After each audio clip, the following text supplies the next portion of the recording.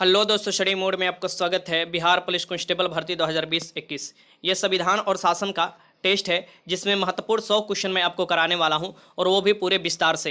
एक एक क्वेश्चन पर आपको महत्वपूर्ण पॉइंट है जो कि आपकी एग्जाम में अक्सर पूछे जाते हैं। ये वीडियो आपके लिए बहुत ही हेल्पफुल होगा। ऐसे में प्रश्न आपको पहले भी करा चुका हूँ हर एग्जाम से पहले, और ये भी आपका एग्जाम है 14 मार्च और 21 मार्च को, तो ये जरूर रिवीजन कर लीजिएगा। 1 से 2 बार अगर ये वीडियो देख लेते हैं तो संविधान के जो भी टेस्ट में लेने वाला हूँ उसका आसानी से क्वेश्चन सॉल्व कर सकते हैं। और यहाँ तक कि एग्जाम हॉल में भी आपके संविधान और शासन से एक भी क्वेश्चन गलत नहीं होगा। कराइए, तो मैं स्टार्ट कर रहा हूँ। सबसे पहला क्वेश्चन देखिए कि भारतीय संसद के ऊपरी सदन को किस नाम से जाना जाता है। तो भारतीय संसद के जो अपर हाउस है या ऊपरी सदन है उसे हम लोग राज्यसभा के नाम से जाने जाते हैं, राज्यसभा, ये याद रखिएगा। और निचली सदन जो होता है उसे हम लोग क्या बोलते हैं, लोकसभा बोलते हैं। यहाँ पर देखिए संसद, भारतीय संसद राष्ट्रपति, राज्यसभा और लोकसभा के से मिलकर बनती है। ये आर्टिकल 79 में दिया हुआ है। ठीक, आर्टिकल 79 में दिया है कि भारतीय जो संसद है वो राष्ट्रपति, राज्यसभा और लोकसभा से मिलकर बनती है, राज्यसभा। अब संसद के बारे में तो आर्टिकल 79 में दे दिया, तो राज्यसभा फिर आएगा, उच्च सदन है तो आर्टिकल 80, और लोकसभा आएगा तो आर्टिकल 81। ये आपको तीनों रिलेटेड है, आप इस आर्टिकल को जरूर याद कर लीजिएगा, ट्रिकली आप याद कर सकते हैं।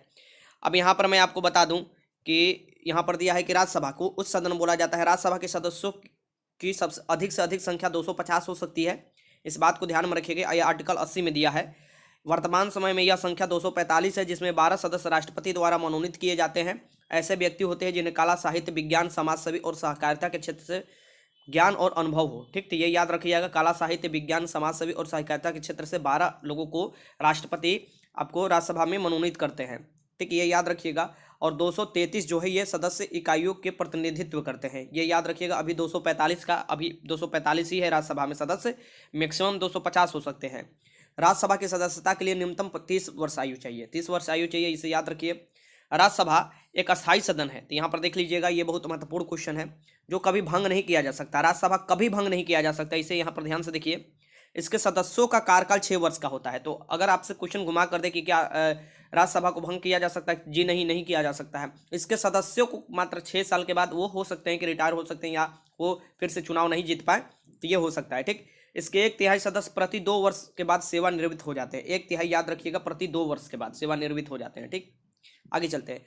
राज्यसभा को अस्थायी सदन कहते हैं, क्योंकि राज्यसभा को अस्थायी सदन क्यों कहते हैं, क्यों, तो इससे कभी विघटित नहीं किया जा सकता, इसे कभी विघटित नहीं किया जा सकता, इसलिए इसको अस्थायी सदन कहा जाता है। क्वेश्चन नंबर 3 देखिए, राज्यसभा में सीटों की अधिकतम संख्या कितनी हो सकती है। तो राज्यसभा में सीटों की अधिकतम संख्या कितनी हो सकती है, ये आपको बताना है, आपके सामने है। तो अधिकतम संख्या मैंने क्या बताया था कि 250 हो सकता है। ठीक, अभी कितना पर चुनाव हो रहा है, तो अभी 245 पर होता है, ये याद रखिएगा। तो कैसे भी क्वेश्चन पूछता है, आपको क्वेश्चन क्या करना है, आराम से लगा लेना है। ठीक, आगे चलते हैं। क्वेश्चन नंबर 4 देखिए, क्वेश्चन नंबर 4 है कि वर्तमान समय में राज्यसभा के सदस्यों की प्रभावी संख्या कितनी है। तो वर्तमान समय में राज्यसभा के सदस्यों की प्रभावी संख्या 245 है। घबराने की जरूरत नहीं है, मैं हर चैप्टर से आपको इंक्लूड कर लिया हूं क्वेश्चन, और हर चैप्टर का आपको मैं जिस्ट करा दूंगा, तो घबराने की जरूरत नहीं है। 200 क्वेश्चन है, 200 क्वेश्चन अगर आप लगातार देख लेते हैं तो समझिए कि आपका एग्जाम में 6 क्वेश्चन मिस की, फॉरेस्ट गार्ड में 24 नंबर आपका कोई रोक नहीं सकता। ठीक, राज्यसभा के लिए राष्ट्रपति द्वारा कितने सदस्य नामित किए जाते हैं। तो राज्यसभा के लिए राष्ट्रपति द्वारा कितने सदस्य नामित किए जाते हैं, तो 12 सदस्य नामित किए जाते हैं, ये याद रखिएगा। 5 का आंसर भी हो जाएगा। क्वेश्चन नंबर 6 है कि राज्यसभा के लिए प्रत्येक राज्य के प्रतिनिधियों का निर्वाचन कौन करता है। तो राज्यसभा के लिए, ठीक, यहाँ पर देखिए, प्रत्येक राज्य के प्रतिनिधियों का निर्वाचन कौन करता है, प्रत्येक राज्य से प्रतिनिधियों का निर्वाचन कौन करता है, ये आपको बताना है। ठीक, राज्यसभा से अलग अलग राज्य के जाते हैं ना प्रतिनिधि राज्यसभा में, तो यहाँ पर आप देख सकते हैं ये जो करता है ये विधानसभा के निर्वाचित सदस्य करते हैं। कौन, विधानसभा के निर्वाचित सदस्य, याद रखिएगा। 6 का आंसर ए हो जाएगा। क्वेश्चन नंबर 7 है कि बिहार से राज्यसभा के लिए कितने सदस्य निर्वाचित होते हैं। तो बिहार के लिए राज्यसभा के लिए कितने सदस्य निर्वाचित होते हैं, ये आपको बताना है। तो ये 16 होते हैं। कितने, 16 राज्यसभा का सीट है बिहार में, और 40 लोकसभा का सीट है, 243 विधानसभा का सीट है, और 75 विधान परिषद का सीट है। ठीक, ये सब आपको याद होना चाहिए। क्वेश्चन नंबर 8 देखिए कि भारतीय संसद की बनती है, तो भारतीय संसद बनती है किससे बनती है, यह क्वेश्चन बहुत बीबीआई क्वेश्चन है। भारतीय संसद किससे बनती है, तो लोकसभा, राज्यसभा और राष्ट्रपति से मिलकर भारतीय संसद का निर्माण होता है, ये याद रखिएगा। 8 का आंसर डी हो जाएगा। अब यहाँ पर लोकसभा के बारे में मैं आपको कुछ बता दूं, क्योंकि लोकसभा से भी रिलेटेड क्वेश्चन है। तो लोकसभा संसद के प्रथम या निम्न सदन बोला जाता है, निम्न सदन या प्रथम सदन, जिसका सभापतित्व करने के लिए एक अध्यक्ष होता है। अभी ओम प्रकाश बिरला जो है वो आपको लोकसभा के अध्यक्ष हैं। और अगर राज्यसभा के सभापति के बारे में पूछे, क्योंकि राज्यसभा के सभापति होता है जो, वो उपराष्ट्रपति होते हैं। उपराष्ट्रपति का जब क्वेश्चन मैं कराऊंगा तो उसमें बताऊंगा। अभी वेंकैया नायडू जो है ये राज्यसभा के सभापति या भारत के उपराष्ट्रपति आप बोल सकते हैं। लोकसभा अपनी पहली बैठक के पश्चात यथाशीघ्र दो सदस्य अध्यक्ष और उपाध्यक्ष के रूप में चुनती है। ये कौन चुनता है? ये क्वेश्चन आया था आपको बिहार ईएसआई का भी जो एग्जाम हुआ था कि लोकसभा के अध्यक्ष, या बिहार दरोगा में भी ये क्वेश्चन था कि बिहार के लोकसभा के जो अध्यक्ष है उसे कौन चुनता है। ईएसआई में क्वेश्चन था। तो बिहार के जो लोकसभा के अध्यक्ष हैं वो माफ कीजिएगा, बिहार के नहीं, लोकसभा के जो सदस्य होते हैं वही आपको लोकसभा के अध्यक्ष को चुनते हैं। ये याद रखिएगा, लोकसभा के जो सदस्य होते हैं वही लोकसभा के अध्यक्ष को चुनते हैं। यहाँ पर देखिए, मूल संविधान में लोकसभा के सदस्य संख्या 500 निश्चित की गई। अभी इसके सदस्यों की अधिकतम संख्या 552 हो सकती है। मैक्सिमम 552 हो सकती है। इनमें से अधिकतम 530 सदस्य राज्यों के निर्वाचन क्षेत्रों से और अधिकतम 20 सदस्य संघीय क्षेत्रों से निर्वाचित किए जा सकते हैं। और राष्ट्रपति आंग्ल भारतीय वर्ग से 2 सदस्यों को नामित कर सकते हैं। वर्तमान में जो संख्या है ये कितना है? तो 545। अधिकतम कितना हो सकता है लोकसभा के सदस्यों की संख्या? तो 552 हो सकता है। ठीक। 2001 में देखिए, ये क्वेश्चन बहुत इंपॉर्टेंट है। 2001 में संसद द्वारा पारित 84th अमेंडमेंट मीन्स की 84वें संविधान संशोधन विधेयक के अनुसार लोकसभा विधानसभा की सीटों की संख्या यहाँ पर देखिए 2026 तक यथावत रखने का प्रावधान किया गया है। ये याद रखिएगा, 2026 तक यथावत रखने का प्रावधान किया गया है। यहाँ पर देखिए, लोकसभा के सदस्यों के चुनाव गुप्त मतदान द्वारा वयस्क मताधिकार के आधार पर होता है। तो वयस्क मताधिकार गुप्त मतदान द्वारा होता है। 18 वर्ष से जो भी लोग हैं वो वोट डालने जाते हैं, जिनका वोटर लिस्ट में नाम होता है। नीचे आइए, 61वें संविधान संशोधन जो कि 1989 में हुआ था, यहाँ पर अनुसार भारत में अब 18 वर्ष की आयु के प्राप्त व्यक्ति को वयस्क माना जाएगा। पहले क्या था? 21 वर्ष था, लेकिन जब 61वें संविधान संशोधन हुआ तो 18 वर्ष कर दिया गया। इसे आप एकदम बहुत वीवीआई क्वेश्चन लगा लीजिए। हो सकता है कि इस बार ये डिट्टो क्वेश्चन आपको डाल दे फॉरेस्ट गार्ड या फॉरेस्टर में। इसे आप घेरा ही कर लीजिए तो बेहतर होगा। ठीक, क्योंकि पहले 21 वर्ष था, लेकिन 61वां संविधान संशोधन 1989 में आपको ये बदल दिया गया और फिर 18 वर्ष कर दिया गया। क्वेश्चन नंबर 2 देखिए कि लोकसभा की अधिकतम संख्या कितनी हो सकती है? तो लोकसभा की अधिकतम संख्या जो हो सकती है ये आपको 552 हो सकती है। आगे चलते हैं। क्वेश्चन नंबर 10 देखिए कि भारतीय राष्ट्रपति भारतीय समुदाय के कितने प्रतिनिधियों को लोकसभा में मनोनीत करता है? ये देखिए, लोकसभा में मनोनीत करता है कितने आपको प्रतिनिधियों के, जो कि आंग्ल भारतीय होते हैं, आंग्ल भारतीय, एंग्लो इंडियन। तो ये करता है, यहाँ पर आपके सामने है ऑप्शन देख लीजिए पहले। ये करता है दो करते हैं लोकसभा में। ठीक, आगे देखिए, आगे क्वेश्चन है कि वर्तमान में लोकसभा के सदस्यों की प्रभावी संख्या कितनी है? तो वर्तमान में लोकसभा के सदस्यों की अभी कितना है सदस्यों की संख्या? तो खुद ही मैंने आपको ऊपर बताया कि अभी 545 है। तो 11 के आंसर क्या हो जाएगा? यहाँ पर बी हो जाएगा। ठीक, देखिए मैं जल्दी क्वेश्चन आपको कराने की कोशिश कर रहा हूँ, क्योंकि तबीयत भी खराब है, गला भी फंसा हुआ है, लेकिन फिर भी मैं आपको क्वेश्चन करा रहा हूँ क्योंकि आपका एग्जाम आगे सामने है। बार बार लोग कमेंट कर रहे हैं। क्वेश्चन नंबर 12 है कि लोकसभा में राज्यसभा की सीटों का आवंटन 1971 की जनगणना पर आधारित है। यह निर्णय किस वर्ष यथावत रहेगा? यह निर्णय कब तक यथावत रहेगा कि इस समय तक आपको लोकसभा राज्यसभा की सीट नहीं बढ़ाया जाएगा, ठीक, या विधानसभा का? तो ये जो यथावत रहेगा ये रहेगा आपको 2026 तक। ठीक, आगे चलते। क्वेश्चन नंबर 13 है कि अस्थायी लोकसभा अध्यक्ष प्रोटेम स्पीकर की नियुक्ति कौन करता है? बहुत वीवीआई क्वेश्चन है। अस्थायी लोकसभा अध्यक्ष या प्रोटेम स्पीकर की नियुक्ति कौन करता है? इसके बाद आपको अध्यक्ष लोग चुनते हैं। जब सदस्यों को, मान लीजिए लोकसभा में जब लोकसभा के सदस्य जीत कर जाते हैं तो उनको तो कोई आपको शपथ भी दिलाने वाला होना चाहिए ना, तो प्रोटेम स्पीकर होता है। और जब शपथ दिला दिया जाता है तो प्रोटेम स्पीकर का काम खत्म होता है। फिर लोग वही सदस्य जो होते हैं उनमें से अपने में से लोकसभा के में से किसी को लोकसभा के अध्यक्ष चुन लेते हैं और उपाध्यक्ष। 13 का आंसर क्या हो जाएगा कि यहाँ पर राष्ट्रपति होते हैं जो कि इनको प्रोटेम स्पीकर की नियुक्ति करते हैं लोकसभा में। और वहीं अगर विधानसभा दे तो राज्यपाल हो जाएगा। ठीक, क्योंकि विधान सभा जो होते हैं राज्य में होते हैं, लोकसभा आपको केंद्र स्तर पर हो जाएगा। 14 क्वेश्चन है कि समानता 5 वर्ष की समाप्ति के पहले लोकसभा को निम्नलिखित में किसके द्वारा विघटित किया जा सकता है? तो 5 वर्ष की समाप्ति के पहले भी लोकसभा को विघटित किया जा सकता है। किसके द्वारा? तो प्रधानमंत्री की संस्तुति पर राष्ट्रपति कर सकता है। प्रधानमंत्री कहे 5 साल भी नहीं पूरा हुआ और बोले कि आप विघटित कर दो तो कर सकता है और फिर से चुनाव होगा। राष्ट्रपति ये करता है प्रधानमंत्री की संस्तुति पर। क्वेश्चन नंबर देखिए 15, बिहार में लोकसभा की सीटें की कुल संख्या कितना है? तो बिहार में लोकसभा की सीटों की संख्या कितना है? तो 40 है। राज्यसभा के 16 है, विधानसभा के 243 है, विधान परिषद के 75 है। ये सब आपको याद रखिएगा। क्वेश्चन नंबर 16 है कि संसद के दोनों सदनों के संयुक्त अधिवेशन कौन बुलाता है? संसद के दोनों सदनों के संयुक्त अधिवेशन कौन बुलाता है, ये आपको बताना है। तो संसद के दोनों सदनों के संयुक्त अधिवेशन जो बुलाता है ये कौन बुलाता है? तो राष्ट्रपति बुलाता है। ठीक, और अध्यक्षता कौन करता है? तो लोकसभा के अध्यक्ष बुलाता है राष्ट्रपति, अध्यक्षता लोकसभा के अध्यक्ष करता है। मैं आपको क्वेश्चन ये लिया हूँगा। प्रथम देखिए, प्रथम लोकसभा के स्पीकर कौन है? प्रथम लोकसभा के स्पीकर देखिए, ये वाला क्वेश्चन जो है ना, सबसे पहले इसे स्टार लगा लीजिए आप, ये डायरेक्ट क्वेश्चन आ सकता है। ये जो बुलाता है ये राष्ट्रपति बुलाता है, लेकिन अध्यक्षता कौन करता है? तो लोकसभा के अध्यक्ष। देखिए जब पेपर में एनालिसिस करूंगा फॉरेस्ट गार्ड का, तब मैं ये सभी क्वेश्चन को आपको याद दिलाऊंगा कि देखो ये क्वेश्चन मैंने आपको कराया था। प्रथम लोकसभा स्पीकर कौन है? जो प्रथम लोकसभा स्पीकर है ये कौन है? बहुत महत्वपूर्ण क्वेश्चन है। प्रथम लोकसभा स्पीकर जो है ये हो जाएगा जीबी मलवंकर। जीबी मलवंकर जी हो जाएंगे जब प्रथम लोकसभा के स्पीकर हो जाएंगे। तो 17 का आंसर क्या हो जाएगा? ए हो जाएगा। देखिए मैं नीचे लिंक दे दूंगा, आप देख लीजिएगा। आपको बिहार स्पेशल जनगणना भी मिल जाएगा, आपको साइंस का क्वेश्चन भी मिल जाएगा नीचे, जो मैं लिंक दूंगा वहाँ पर आप देख लीजिएगा। 500 अभी तक क्वेश्चन में आपको 500 नहीं 250 क्वेश्चन अभी साइंस का मैं कराया हूँ डेली 50 क्वेश्चन, और आने वाले समय में भी मैं और 250 आपको करा दूंगा। टोटल 500 क्वेश्चन अगर साइंस का आप देख कर जाते हैं तो बिहार फॉरेस्ट गार्ड या कोई भी एग्जाम में आसानी से वहाँ से साइंस लगा सकते हैं। और साथ में बिहार जनगणना भी मैं करा चुका हूँ, लिंक नीचे मैं दे दूंगा, वहाँ से आप जाकर देख सकते हैं। और बिहार जनगणना से 2 से 3 क्वेश्चन आता है, उसे आप जरूर देख लीजिएगा। उसके साथ जनगणना के साथ मैं क्वेश्चन भी कराया हूँ। क्वेश्चन नंबर 18 है कि लोकसभा अध्यक्ष अपना त्याग पत्र किसे देता है? लोकसभा अध्यक्ष जो है अपना त्याग पत्र किसे देता है ये आपको बताना है। तो ये जो देता है लोकसभा उपाध्यक्ष को देता है, ठीक। और लोकसभा उपाध्यक्ष किसे देता है? तो लोकसभा अध्यक्ष को। राष्ट्रपति अपना त्यागपत्र किसे देता है? तो उपराष्ट्रपति को। और उपराष्ट्रपति किसे देता है? तो राष्ट्रपति को। ये सब याद रखिएगा। क्वेश्चन नंबर 19 है कि भारत के प्रथम उप प्रधानमंत्री कौन थे? तो भारत के प्रथम जो उप प्रधानमंत्री थे ये कौन थे? ये आपको बताना है। तो ये भारत के प्रथम उप प्रधानमंत्री और आपको भारत के प्रथम गृह मंत्री भी थे, सरदार वल्लभ भाई पटेल।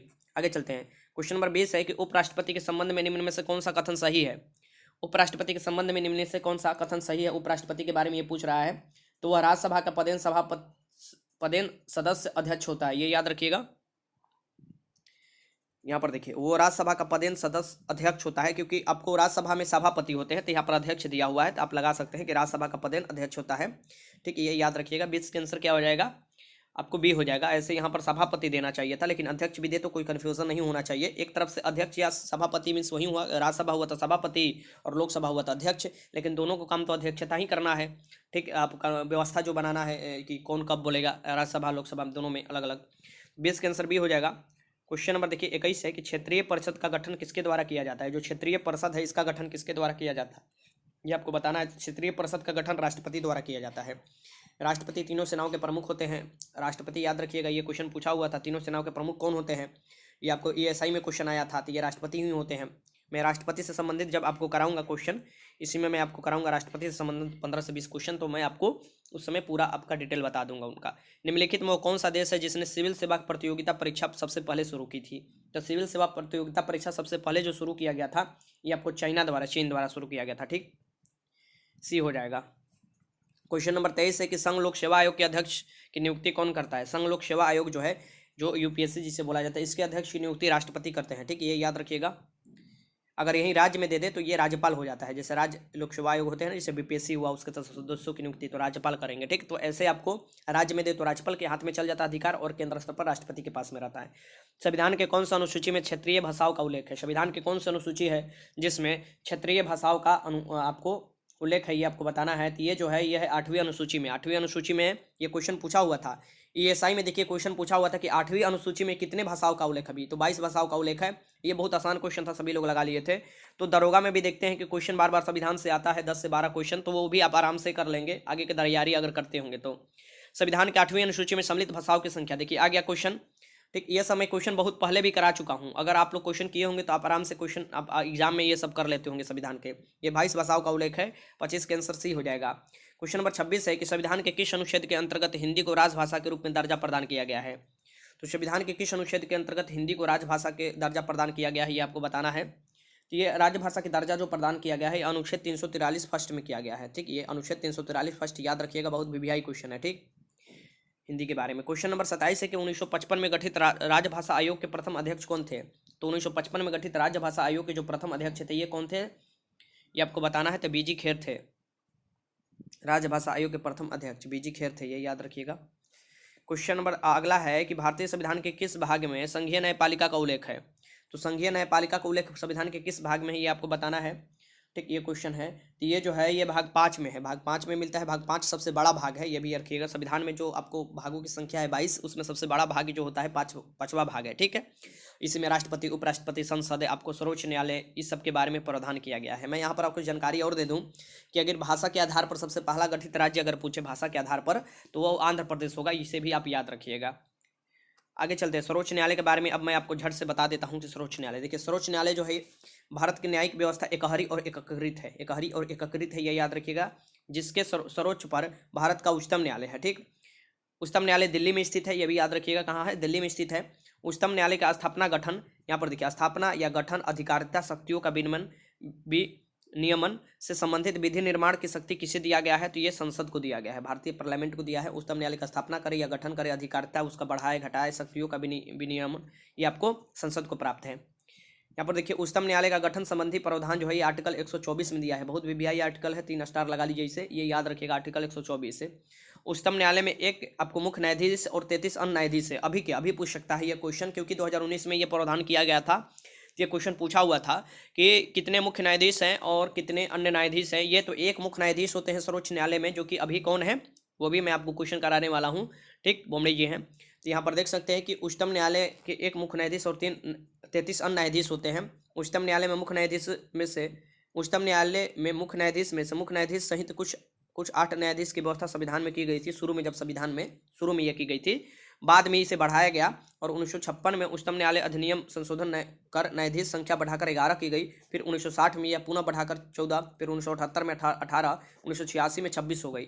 फिर केंद्र सरकार ने 21 फरवरी 2018 को उच्चतम न्यायालय के मुख्य न्यायाधीशों की संख्या बढ़ाया और 25 से बढ़ाकर 30 कर दिया था, और एक यहाँ पर याद रखिएगा, और फिर आपको बढ़ाया गया तो फिर बढ़ाकर कितना कर दिया गया, 33 आपको अन्य न्यायाधीश और एक मुख्य न्यायाधीश। मुख्य न्यायाधीश तो सेम ही एक ही रहते हैं, अन्य न्यायाधीश की संख्या बस बढ़ाया जाता है। इन न्यायाधीशों की नियुक्ति कौन करता है, तो राष्ट्रपति करते हैं। राष्ट्रपति अभी कितना, फिर से मैं बता दूं, एक मुख्य न्यायाधीश और 33 अन्य न्यायाधीश। अगर पूरे न्यायाधीश पूछे तो 34 आपको लगाना है। अगर मुख्य न्यायाधीश निकाल कर सिर्फ न्यायाधीशों की संख्या पूछे तो आपको क्या करना है, ऐसे देखिए, आपसे पूछेगा तो ऑलवेज न्यायाधीश की ही संख्या पूछेगा, ठीक, उसमें मुख्य न्यायाधीश भी आपको इंक्लूड कर लेगा, तो ये याद रखिएगा। उच्चतम न्यायालय के न्यायाधीश बनने के लिए न्यूनतम आयु सीमा निर्धारित नहीं की गई है। एक बार नियुक्त होने के बाद इन्हें अवकाश ग्रहण में इसकी रिटायरमेंट का 65 वर्ष है, ठीक, कि 65 आयु से अधिक नहीं रह सकते, 65 आयु से ये रिटायर हो जाएंगे 65 आयु पर, ठीक। उच्चतम न्यायालय के न्यायाधीश साबित कदाचार या असमर्थता के आधार पर संसद के प्रत्येक सदन में बहुमत पारित कर संवेदन के आधार पर राष्ट्रपति द्वारा हटाए जा सकते हैं, तो विशेष बहुमत पारित किया जाता है और उसी आधार पर हटाया जाता है, ठीक। इन्हें भी एक तरफ से महाभियोग वाला प्रक्रिया के तहत ही हटाया जाता है, जिस तरह से राष्ट्रपति को हटाया जाता है।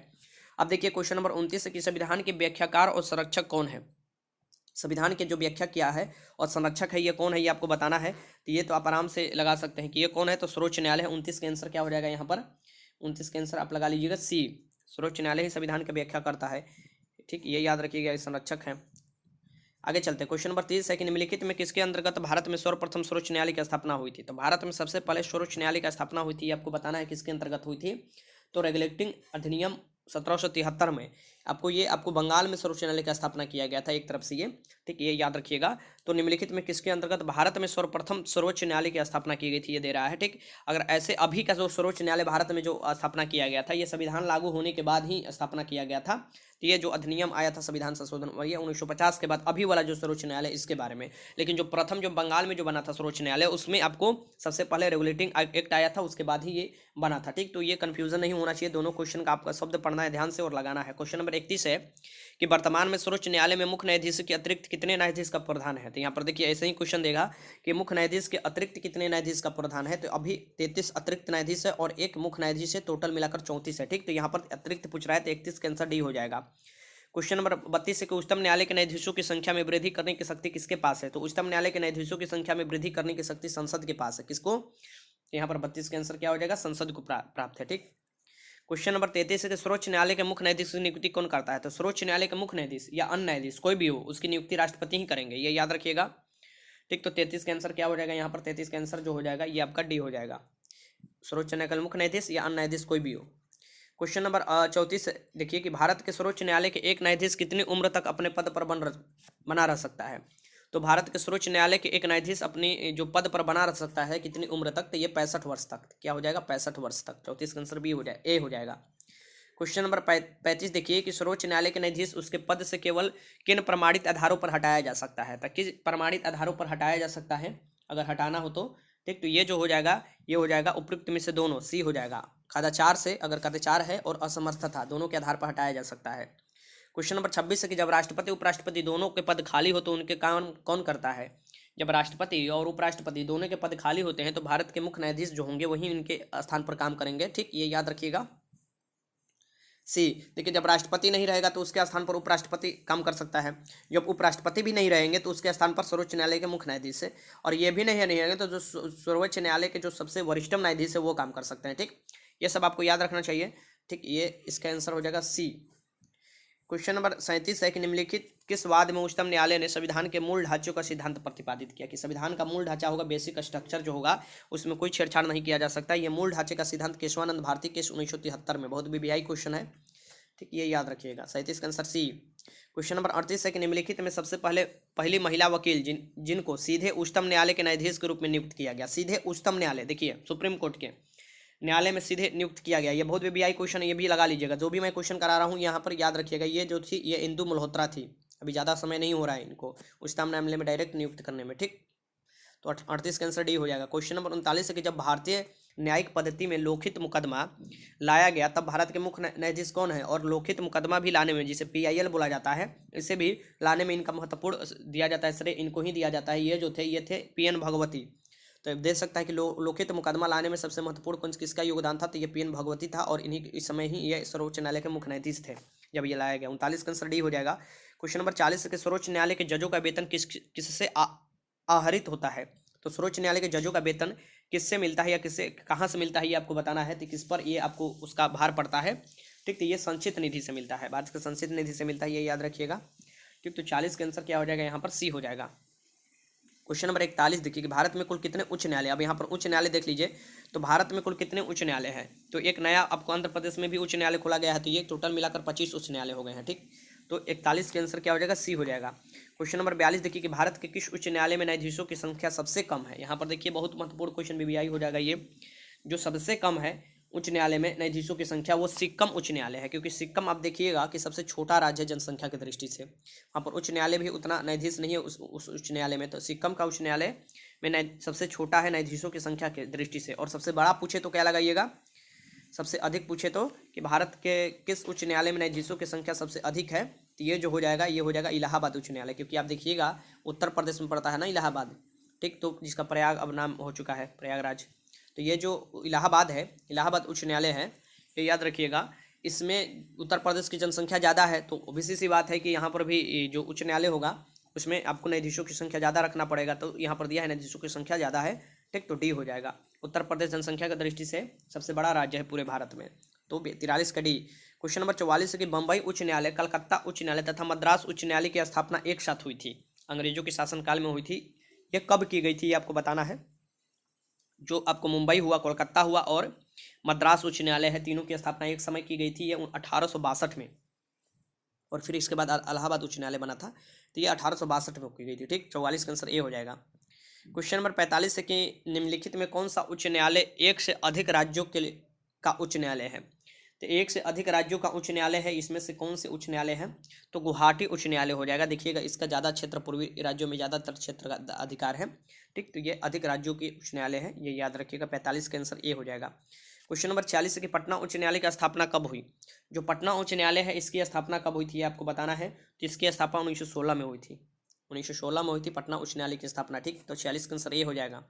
क्वेश्चन नंबर 47 है कि किसके अंतर्गत कोलकाता, मद्रास एवं मुंबई उच्च न्यायालय के स्थापित किए गए थे, तो कौन अधिनियम के अंतर्गत किए गए थे, तो कलकत्ता, मद्रास, मुंबई आपको 1862 में स्थापित किए गए थे, और उसके पहले ही एक अधिनियम आया था, वो कौन सा अधिनियम था, तो यही भारत उच्च न्यायालय अधिनियम 1861, ठीक, 47 का आंसर बी।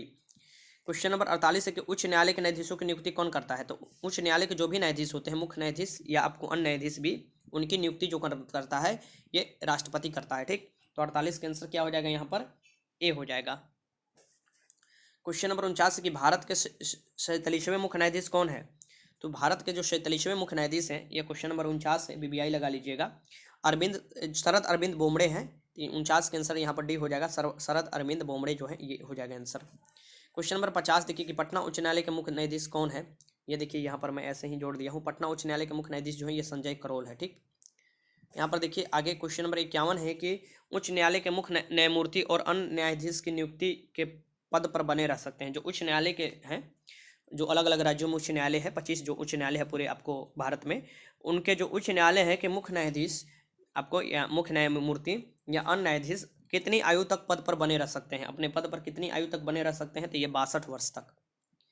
ठीक, ये याद रखिएगा। तो 61 के आंसर डी हो जाएगा।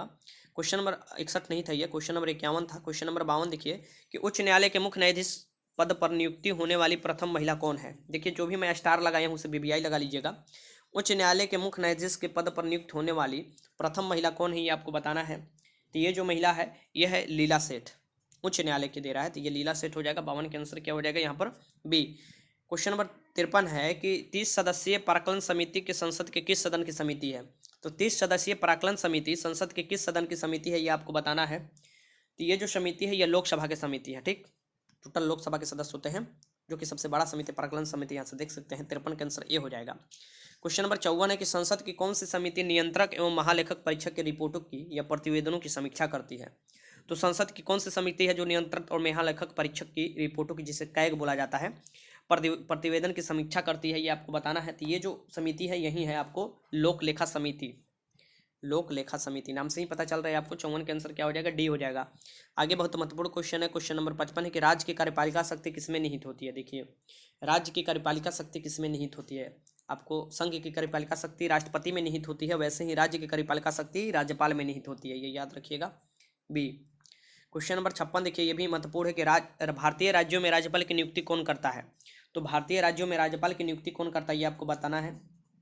ठीक, ये क्वेश्चन नंबर आपका 56 है। देखिए ये आपको राष्ट्रपति करते हैं। तो यहाँ पर राज्यपाल की नियुक्ति भी राष्ट्रपति करते हैं और राज्यपाल को हटा भी सकते हैं राष्ट्रपति, ये याद रखिएगा।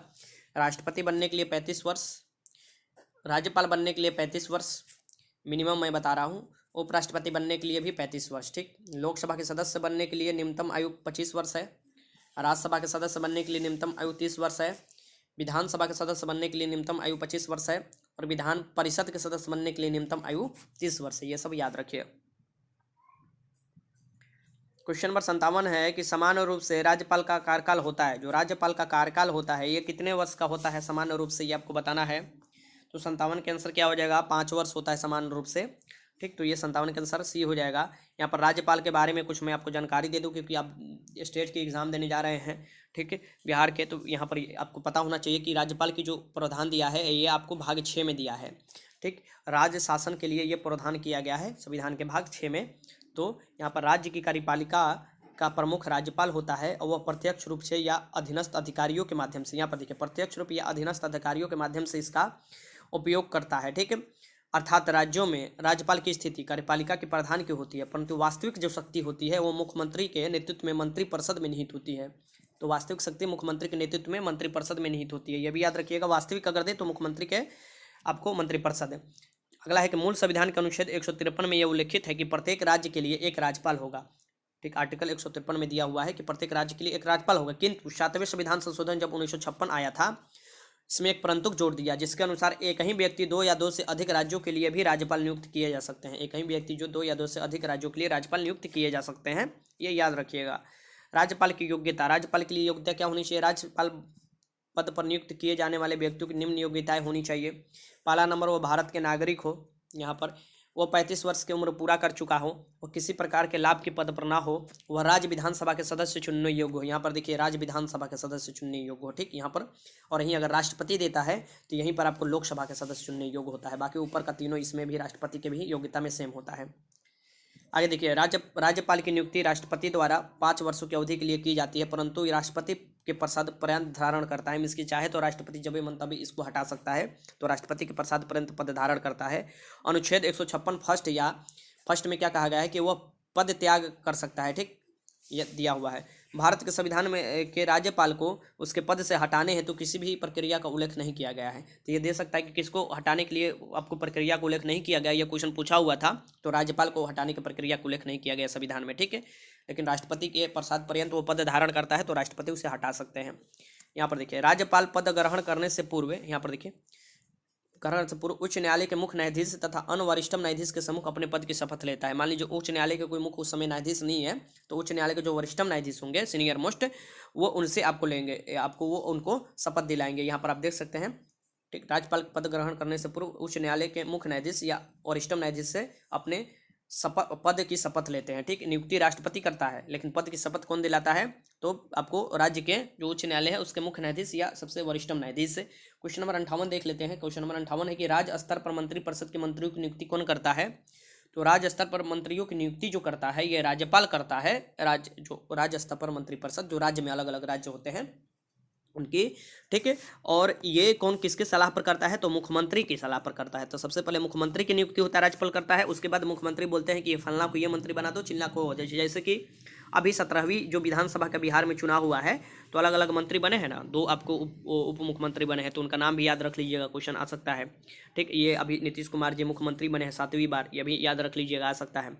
राज्य स्तर पर मंत्रिपरिषद की नियुक्ति कौन करता है? तो ये आपको सी हो जाएगा इसका। क्वेश्चन नंबर 59 है कि राज्य विधानमंडल का ऊपरी सदन कौन सा है? राज्य विधानमंडल का ऊपरी सदन, देखिए जैसे आपको संसद मिलकर बनता है ना, जैसे राष्ट्रपति, लोकसभा, राज्यसभा, वैसे ही आपको क्या होता है कि विधानमंडल भी आपको राज्यपाल और विधानसभा विधान परिषद से मिलकर बनता है। तो ये जो विधानसभा है ना, इसे क्या बोला जाता है? ये आपको निम्न सदन है। और विधान परिषद जो होता है, जो अलग अलग राज्यों में, मात्र 6 राज्यों में अभी है ये विधान परिषद, उसे बोला जाता है उच्च सदन या ऊपरी सदन बोला जाता है, ठीक। तो 69 का आंसर देखिए, 59 का आंसर क्या हो जाएगा? विधान परिषद हो जाएगा, ठीक। 69 नहीं 59 है, 59 के आंसर विधान परिषद हो जाएगा, ठीक। ये आपको विधानमंडल के ऊपरी सदन होता है और इसका भी विघटन नहीं किया जा सकता है। इसके भी सदस्य 6 साल के लिए आते हैं और सेम टू सेम आपको राज्यसभा के लिए इसका भी प्रावधान है, ठीक। लेकिन यही है कि ये प्रत्येक राज्यों में नहीं है, ये मात्र 6 राज्यों में है। 6 राज्यों का नाम मैं बता दूं, बिहार है, उत्तर प्रदेश है, बिहार उत्तर प्रदेश आपको है, कर्नाटक है, यहाँ पर ये याद रखिएगा, और फिर महाराष्ट्र है, और फिर आपको आंध्र प्रदेश है, और फिर उसके बगल में तेलंगाना है, ठीक। तो ये यहाँ पर याद रखिएगा। राज्य विधानमंडल के ऊपरी सदन कौन सा है? तो राज्य विधानमंडल का ऊपरी सदन वही है, विधान परिषद। क्वेश्चन नंबर 60 है कि भारत में कितने राज्यों में द्विसदनात्मक विधानमंडल है? तो भारत के कितने राज्यों में द्विसदनात्मक है? तो अभी देखिए, अभी के अगर पूछे तो अभी मात्र 6 है। 6 मैंने आपको नाम बताया था कौन कौन, तो बिहार है, उत्तर प्रदेश है, कर्नाटक है, तेलंगाना है, आंध्र प्रदेश है और महाराष्ट्र है, ठीक। यहाँ पर है विधान परिषद, ठीक। और यहाँ पर देखिएगा कितने राज्यों में, तो इसका आंसर हो जाएगा बी, 6 राज्यों में है, ठीक। तो 60 का आंसर बी हो जाएगा। और ये याद रखिएगा क्योंकि जम्मू कश्मीर में जो था ना, उसे केंद्र शासित राज्य बना दिया प्रदेश, तो जम्मू कश्मीर से अब हट गया है, ठीक है। क्वेश्चन नंबर 61 है कि समानता विधानमंडल के ऊपरी सदन के सदस्यों की कुल संख्या निचली सदन की कुल संख्या कितनी होनी चाहिए? तो समानता जो विधान परिषद जो ऊपरी सदन है और जो निचली सदन जो विधानसभा है, तो विधानसभा के 1/3 से अधिक नहीं होनी चाहिए विधान परिषद के सदस्यों की संख्या। वहीं आपको क्वेश्चन पूछ रहा है, तो यहाँ पर आपको 1/3 होनी चाहिए, ठीक। तो ये आपको हो जाएगा 61 के आंसर बी। 61 के आंसर आपको बी लगा लेना है। देखिए विधान परिषद के बारे में मैं कुछ जानकारी आपको यहाँ पर दे दूँ। विधान परिषद राज्य विधानमंडल का उच्च सदन होता है। यहाँ पर देखिए उच्च सदन विधान परिषद जो होता है यहाँ पर, ठीक। यदि किसी राज्य की विधानसभा अपने कुल सदस्यों के पूर्ण बहुमत द्वारा उपस्थित मतदान करने वाले सदस्यों से 2/3 बहुमत से पारित करे तो संसद के में विधान परिषद स्थापित किया जा सकता है। तो विधान परिषद स्थापित करने का यह प्रावधान है और उसका लोप भी कर सकती है, ये भी याद रखिएगा इसी अकॉर्डिंग।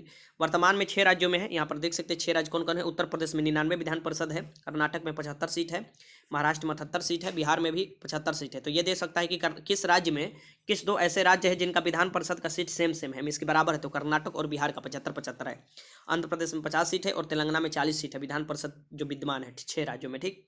विधान परिषद के कुल सदस्यों की संख्या उस राज्य के विधानसभा के कुल सदस्यों की संख्या की 1/3 से अधिक नहीं हो सकती है, किंतु किसी भी अवस्था में विधान परिषद के सदस्यों की संख्या 40 से कम नहीं हो सकती है। अभी बिहार दरोगा का मुख्य परीक्षा का आप एग्जाम दिए होंगे, अगर कोई दिया होगा तो उसमें यह दिया था कि इनमें से कौन विधान परिषद के बारे में गलत है, ठीक। तो उसमें दिया था कि 60 से कम नहीं हो सकती है, जो कि वही स्टेटमेंट गलत था, वही आंसर हो जाता, ठीक। तो यहाँ पर स्टेटमेंट गलत उसमें छाटना था, इसमें क्या है कि 40 से कम नहीं होनी चाहिए, ठीक। और एग्जाम में आपका यहीं पर 60 दे दिया था, ठीक। ये आपको आराम से लगा लेना है। 60 किस में होता है? तो वो विधानसभा में होता है, ये याद रखिएगा। आगे चलते हैं। विधान परिषद के सदस्य बनने के लिए न्यूनतम आयु 30 वर्ष होनी चाहिए। यहाँ पर देखिए न्यूनतम आयु 30 वर्ष विधान परिषद के सदस्य बनने के लिए। विधान परिषद के प्रत्येक सदस्य 6 वर्ष के लिए होता है। यहाँ पर देखिए परंतु प्रति दूसरे वर्ष में इसकी प्रति 2 वर्ष के 1/3 सदस्य अवकाश ग्रहण करते हैं। प्रति 2 वर्ष पर 1/3 सदस्य अवकाश, और उनके स्थान पर नवीन सदस्य में नए सदस्य का निर्वाचित होते हैं, ठीक। याद रखिएगा। अब यहाँ पर देखिए यदि कोई व्यक्ति किसी सदस्य की मृत्यु या त्यागपत्र द्वारा हुई आकस्मिक रिक्ति को भरने के लिए निर्वाचित होता है तो वह सदस्य शेष अवधि के लिए ही सदस्य बनता है, 6 वर्ष के लिए नहीं। मान लीजिए कि कोई विधानसभा परिषद का सदस्य है, फलना ए मान लीजिए विधान परिषद का सदस्य है, उसकी मृत्यु 2 साल के बाद ही हो गया, तो जो 4 साल बचेगा ना, उसके 4 कोई दूसरा जो आएगा वो 4 साल के लिए ही आएगा, ठीक। ये याद रखिएगा। विधान परिषद के सदस्यों की निर्वाचन अनुपातिक प्रतिनिधित्व, यहाँ पर देखिए अनुपातिक प्रतिनिधित्व एकल संक्रमणीय मत पद्धति द्वारा होता है। इनके सदस्यों का जो निर्वाचन होता है, ठीक।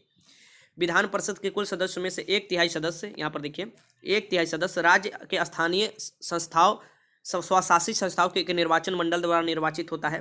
ठीक, 1/3 सदस्य जो होते हैं फिर राज्य के विधानसभा के सदस्यों द्वारा निर्वाचित होते हैं, और 1/12 जो होते हैं 1/12 1/12 जो सदस्य होते हैं स्नातकों द्वारा निर्वाचित होते हैं, जिन्हें कम से कम 3 वर्ष के पूर्व स्नातक की उपाधि प्राप्त कर ली हो। और 1/12 जो सदस्य होते हैं उन अध्यापकों द्वारा निर्वाचित होते हैं जो कम से कम 3 वर्षों की माध्यमिक प्रशाल हो तथा उनसे ऊंची कक्षाओं के शिक्षण कर रहे हो। ठीक, ये याद रखिएगा। और 1/6 जो होते हैं 1/6 सदस्य वो राज्यपाल उन व्यक्तियों को मनोनीत करते हैं, ये राज्यपाल मनोनीत करते हैं 1/6, जिन्हें साहित्य, कला, विज्ञान, सहकारिता आंदोलन और सामाजिक सेवा से संबंधित विषय का ज्ञान हो। ठीक, तो 1/6 यहाँ पर याद रखिएगा, 1/6 राज्यपाल। ये वाला बहुत वीवीआई क्वेश्चन है, ये पूछ सकता है। विधान परिषद की किसी भी बैठक के लिए कम से कम 10 या विधान परिषद की कुल सदस्य क्या 1/10 कम से कम 10 मीन्स मान लीजिए कहीं पर आपको 40 से कम है तो वहाँ पर कम से कम 10 बोला है, और आपको अगर मान लीजिए कि 40 से जहाँ पर अधिक है मान लीजिए तो कम से कम पूरे जो सदस्य संख्या है उसका 1/10 आपको होना चाहिए एक बैठक के लिए। ठीक, या इससे अधिक हो गणपूर्ति के लिए, जिसे गणपूर्ति बोला जाता है, ये भी क्वेश्चन पूछा जाता है। तो 1/10 चाहिए गणपूर्ति के लिए। विधान परिषद अपने सदस्यों में से 2 क्रमशः सभापति और उप सभापति चुनते हैं। ठीक, ये विधान परिषद के अपने सदस्यों में से सभापति और उप सभापति विधानमंडल द्वारा निर्धारित वेतन और भत्ते प्राप्त करते हैं। यहाँ पर देखिए अगला है कि सभापति उप सभापति को संबोधित कर और उप सभापति सभापति को संबोधित कर अपना त्यागपत्र दे सकते हैं। ये विधानमंडल का हम बात कर रहे हैं, या विधान परिषद आप बोल सकते हैं, अथवा परिषद के सदस्यों के बहुमत से पारित प्रस्ताव से उसे अपदस्थ किया जा सकता है। मीन्स कि अगर हटाना होता है तो जो सदस्य संख्या है विधान परिषद के वो आपको बहुमत पारित कर कर भी हटा सकते हैं, किंतु ऐसे किसी प्रस्ताव को लाने के लिए 14 दिन के पूर्व आपको सूचना आपको जो है विधानसभा के सदस्य में जो विधानसभा के सदस्य लोग अगर हटाना चाहते हैं तो विधानसभा के सभापति या उपसभापति को 14 दिन पूर्व ये आपको सूचना देना पड़ता है। अब चलते हैं क्वेश्चन नंबर 62 की तरफ। विधान परिषद की सदस्य संख्या कितनी होनी चाहिए? तो विधान परिषद की जो सदस्य संख्या होनी चाहिए ये कम से कम 40। आगे कि बिहार विधान परिषद की सदस्य संख्या कितनी है? तो बिहार विधान परिषद की जो सदस्य संख्या ये है 75। ठीक, ये मैंने आपको बताया था। क्वेश्चन नंबर 64 है कि किसी राज्य के विधानसभा में अधिकतम सदस्य संख्या हो सकती है। तो किसी भी राज्य के विधानसभा में मिनिमम जो दिया है 40 दिया है, और अधिकतम जो हो सकता है ये आपको यहाँ पर 500 हो सकता है। ठीक, इससे नहीं यहाँ पर ज़्यादा हो सकता है। तो ये किसी विधानसभा, देखिए ये विधानसभा, माफ़ कीजिएगा मैं विधान परिषद का बता रहा हूँ, जो विधानसभा में न्यूनतम सदस्य संख्या हो सकता है ये 60 हो सकता है, और अधिकतम जो हो सकता है ये 500 हो सकता है। विधानसभा का ये बात कर रहे हैं, ना कि विधान परिषद। ठीक, ये याद रखिएगा। तो 64 का आंसर क्या हो जाएगा? सी। विधान परिषद का तो अधिकतम संख्या 1/3 हो सकता है विधानसभा का, तो उसमें अधिकतम नहीं आपको याद करना है, उसमें विधान परिषद में आपको न्यूनतम ही याद करना है जो 40 है, लेकिन विधानसभा में जो है न्यूनतम आपको 60 है और अधिकतम 500 है। इतना से आपको हो सकता है। यहाँ पर देखिए विधानसभा के बारे में मैं कुछ यहाँ पर जानकारी आपको दे देता हूँ। विधानसभा से रिलेटेड जो भी क्वेश्चन बनता है आप कर लीजिएगा। विधानसभा का कार्यकाल 5 वर्ष का होता है, किंतु विशेष परिस्थिति में राज्यपाल या को अधिकार है कि इससे पूर्व भी उसको विघटित कर सकता है विशेष परिस्थिति में। ठीक, लेकिन कार्यकाल जो होता है विधानसभा का 5 वर्ष का होता है। विधानसभा के सत्रवासन का आदेश राज्यपाल द्वारा जारी किए जाते हैं। सत्रवासन जो आदेश होता है राज्यपाल द्वारा। विधानसभा में निर्वाचित होने के लिए न्यूनतम आयु जो चाहिए ये 25 वर्ष चाहिए विधानसभा में। ठीक, ये याद रखिएगा। प्रत्येक विधानसभा में कम से कम 60 और अधिक से अधिक 500 सदस्य होते हैं। कम से कम कितना सदस्य होते थे? 60 और अधिक से अधिक 500 होते हैं। अपवाद में गोवा में 40 है सदस्य, मिजोरम में 40 है, सिक्किम में सबसे कम है 32 है। ठीक, इसे आपको याद रखना चाहिए कि जो इसे विशेष राज्य का दर्जा 371 के तहत दिया गया है, इसलिए ऐसा व्यवस्था किया गया है। ठीक, इसे विशेष राज्य का दर्जा भी है। विधानसभाओं में जनसंख्या के आधार पर अनुसूचित जाति और अनुसूचित जनजाति के आरक्षण का भी प्रावधान किया गया है विधानसभा में, आर्टिकल 332 में है। विधानसभा की अध्यक्षता करने के लिए एक अध्यक्ष का चुनाव करने का अधिकार सदन को प्राप्त है, जो इसकी बैठक का संचालन करता है। ठीक, तो अभी बिहार विधानसभा का जो अध्यक्ष चुना गया है उनका नाम जरूर याद कर लीजिएगा। साधारणतः विधानसभा अध्यक्ष सदन में मतदान करता है, किंतु यदि सदन में मत बराबरी में बढ़ जाए तो वह निर्णायक मत देता है। क्या देता है? निर्णायक मत देता है। तो निर्णायक मत कौन देता है? तो विधानसभा के अध्यक्ष देते हैं, अगर मतदान करने में बराबरी आ जाता है तो। जब कभी अध्यक्ष को उसके पद से हटाने का प्रस्ताव विचाराधीन हो कि उसको पद से हटाया जाए, तो उस समय वह बैठक की अध्यक्षता नहीं करता है। ठीक, उस जब बैठक आएगा जिस बैठक में इनको हटाने का विचार हो रहा है उसका अध्यक्षता नहीं करता है। ठीक, किसी विधेयक को धन विधेयक माना जाए अथवा नहीं, इसका निर्णय विधानसभा के अध्यक्ष ही करता है। जैसे कि लोकसभा में लोकसभा का अध्यक्ष करता है, वैसे ही विधानसभा में विधानसभा का अध्यक्ष करता है। सदन की बैठकों के लिए कुल, यहाँ पर देखिए, कुल सदस्यों की 1/10 सदस्यों की उपस्थित हेतु आवश्यक है। ठीक, तो सदन के बैठकों के लिए कुल सदस्य के 1/10, 10वें, जो आपको गणपूर्ति जिसे बोला जाता है, ये 1/10 चाहिए ही चाहिए। तो ये आप यहाँ से अब क्वेश्चन देखते हैं। जो भी मैं थ्योरी बनता है सब आपको करवा दे रहा हूँ, ऐसा नहीं है मैं आपको राष्ट्रपति उपराष्ट्रपति आपको संसद के भी, लोकसभा राज्यसभा सभी मैं आपको कराने वाला हूँ। यहाँ पर संसद का तो मैं करा दिया आपको, और राष्ट्रपति उपराष्ट्रपति, fundamental right, fundamental duty, DPSP सब मैं आपको कराने वाला हूँ, तो चिंता मत कीजिएगा। ठीक, क्वेश्चन आगे देखते हैं। क्वेश्चन नंबर 65 देख लीजिए आप, पहले 65 लगाइए कि बिहार जो है, यहाँ पर बिहार नहीं है, किसी राज्य विधानसभा के सदस्यों की न्यूनतम संख्या कितनी हो सकती है। तो विधानसभा देखिए, यहाँ पर ध्यान से देखिए, विधानसभा के जो सदस्य की न्यूनतम संख्या हो सकती है ये 60 हो सकती है। ठीक, अगर यहीं पर आपको विधान परिषद रहता तो ये 40 हो जाता। ठीक, लेकिन विधानसभा है तो 60 हो जाएगा। 65 के आंसर सी। क्वेश्चन नंबर 66 देखिए, उस राज्य का नाम बताइए जहाँ के निर्वाचित विधानसभा एवं मंत्रिपरिषद है। उस संघ राज्य का नाम बताना है आपको, संघ राज्य का, यहाँ पर देखिए, उस संघ राज्य का नाम बताइए जहाँ पर निर्वाचित विधानसभा और मंत्रिपरिषद हो। ठीक, ये आपको बताना है। इसमें से कौन हो जाएगा, तो इसमें से हो जाएगा पांडुचेरी। पांडुचेरी हो जाएगा, क्योंकि पांडुचेरी में एक ऐसा केंद्र शासित राज्य, 3 अब बन चुके हैं केंद्र शासित ऐसा राज्य जहाँ विधानसभा भी है। तो ये कौन कौन है, तो ये आपको जम्मू कश्मीर जो अभी नया बना है, ठीक, ये याद रखिएगा। लद्दाख तो लद्दाख में नहीं है, वो आपको यूनियन टेरेटरी है तो उसमें विधानसभा नहीं है, लेकिन जम्मू कश्मीर में आपको प्रधान है, वहाँ भी चुनाव होगा। फिर दिल्ली में अभी है, और पांडुचेरी में, 3 ऐसे जगह हैं, ठीक, जहाँ पर आपको विधानसभा और मंत्रिपरिषद भी होगा। क्वेश्चन नंबर 67 है कि विधानसभा अध्यक्ष स्पीकर अपना त्यागपत्र किसे देता है। जो विधानसभा के अध्यक्ष होते हैं वो अपना त्यागपत्र किसे दे सकते हैं, ये आपको बताना है। तो ये विधानसभा के उपाध्यक्ष को दे सकते हैं, और उपाध्यक्ष अध्यक्ष को दे सकते हैं। तो ये आपको डी लगा लेना है।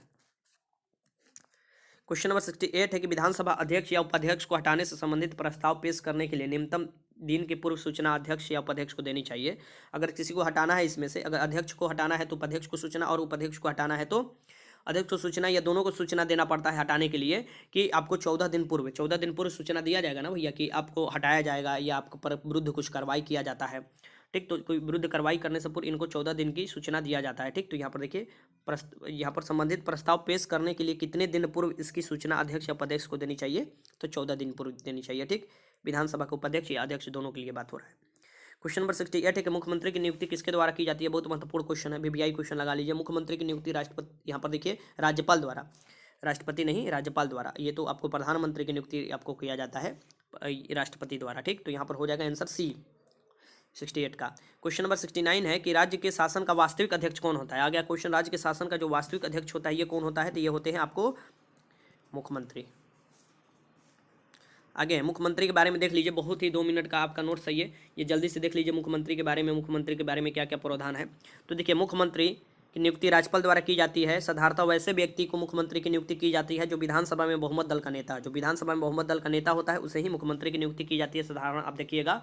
और ये नियुक्ति राज्यपाल द्वारा की जाती है। मुख्यमंत्री ही शासन का प्रमुख होता है, मुख्यमंत्री ही शासन का प्रमुख प्रवक्ता होता है, और मंत्रिपरिषद की बैठक की अध्यक्षता करता है। ठीक, तो जो प्रवक्ता मुख्य रूप से होता है मुख्यमंत्री शासन का, ये आपको याद रखना है, प्रमुख प्रवक्ता होता है, कोई भी निर्णय लेता है। और जो मंत्रिपरिषद की बैठक की अध्यक्षता भी कौन करता है, तो मुख्यमंत्री ही करते हैं। याद रखिए, यहाँ से ये बहुत बढ़िया क्वेश्चन है कि 91वां संविधान संशोधन अधिनियम 2003 के अनुसार मुख्यमंत्री सहित संपूर्ण मंत्रिपरिषद का आकार, मुख्यमंत्री सहित यहाँ पर संपूर्ण मंत्रिपरिषद का आकार राज्य विधानसभा के कुल सदस्य संख्या के 15% से अधिक नहीं होगी।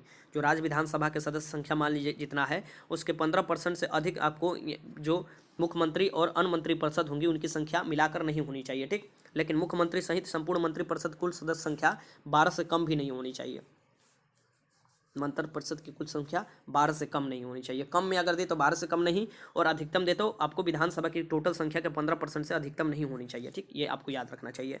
जब कभी राज्यपाल को कोई बात मंत्रिपरिषद तक पहुंचाना चाहता है तो वह मुख्यमंत्री द्वारा ही यह कार्य करता है। ठीक, तो जब कभी राज्यपाल कोई बात मंत्रिपरिषद तक पहुंचाना चाहता है, मान लीजिए राज्यपाल कोई बात मंत्रिपरिषद तक पहुंचाना चाहता है, तो उसके बीच के कड़ी का काम कौन करता है, तो मंत्रिपरिषद और राज्यपाल के बीच के कड़ी का कार्य मुख्यमंत्री करता है। ठीक, ये याद रखिएगा।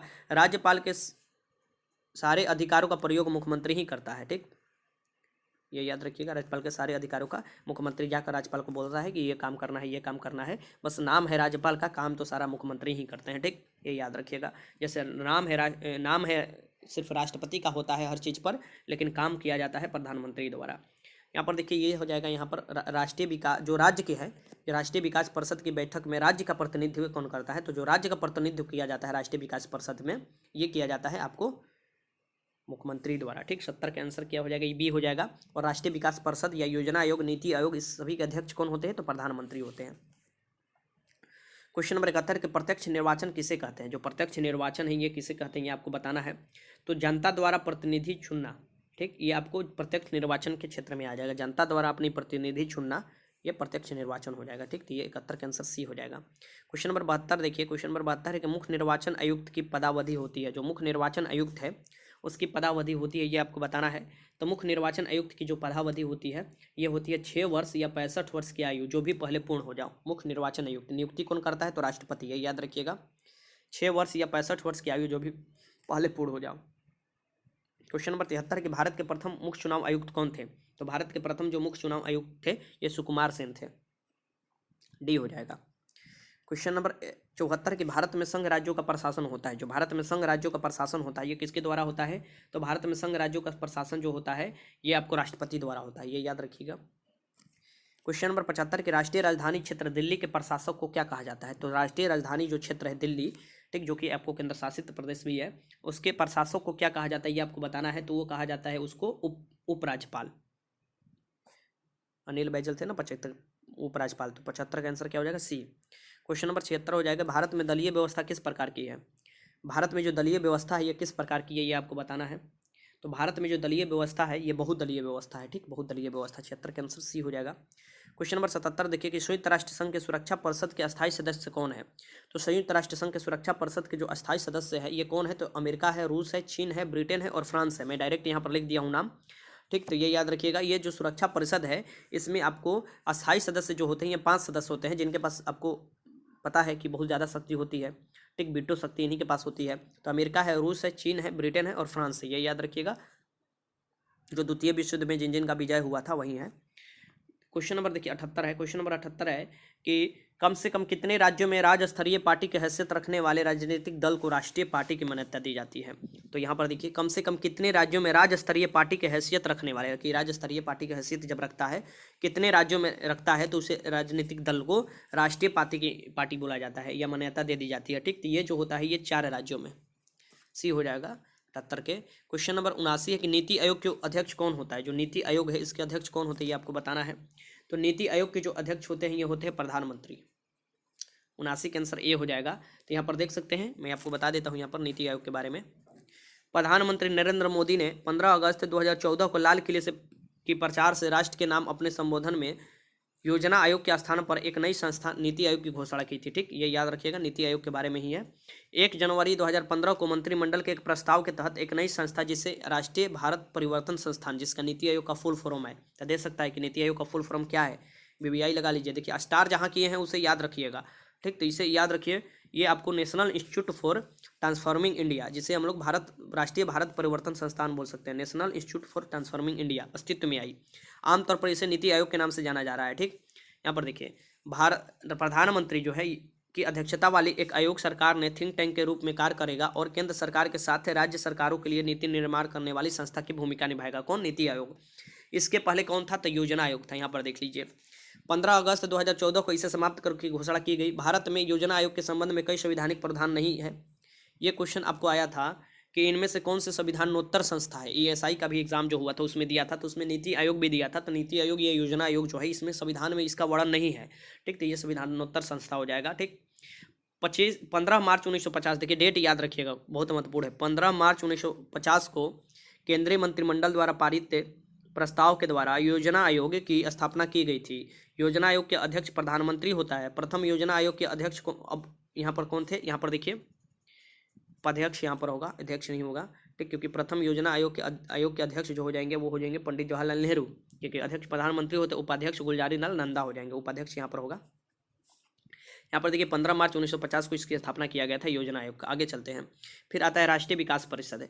योजना आयोग के निर्माण में राज्यों की भागीदारी होनी चाहिए, इस विचार को स्वीकार करते हुए सरकार ने एक प्रस्ताव प्रस्ताव द्वारा 6 अगस्त 1952 को राष्ट्रीय विकास परिषद का गठन हुआ। अतः यह न तो संवैधानिक निकाय है और न ही संवैधानिक निकाय है, ठीक। ये आपको ना ही संवैधानिक है और न ही संवैधानिक निकाय है, ठीक। अब लेकिन इसका कार्य की होता ही प्रमुखता होती है। प्रधानमंत्री इस परिषद का अध्यक्ष होता है। योजना आयोग के सचिव ही इसका सचिव होता है। अब योजना आयोग नहीं है तो नीति आयोग है। भारतीय संघ के सभी राज्यों के मुख्यमंत्री और योजना आयोग के सभी सदस्य इसके पदेन सदस्य होते हैं। जो विकास परिषद है, राष्ट्रीय विकास परिषद के मुख्य कार्य केंद्र और राज्य और योजनाओं के बीच सेतु की तरह कार्य करना है। क्या होता है? तो मुख्य कार्य इसका होता है केंद्र एवं राज्य और योजना आयोग के बीच जो है, या नीति आयोग यहाँ पर लिख लीजिए। अब तो नीति आयोग हो चुका है, एक सेतु के बीच काम करता है, एक पुल की तरह काम करता है, ठीक।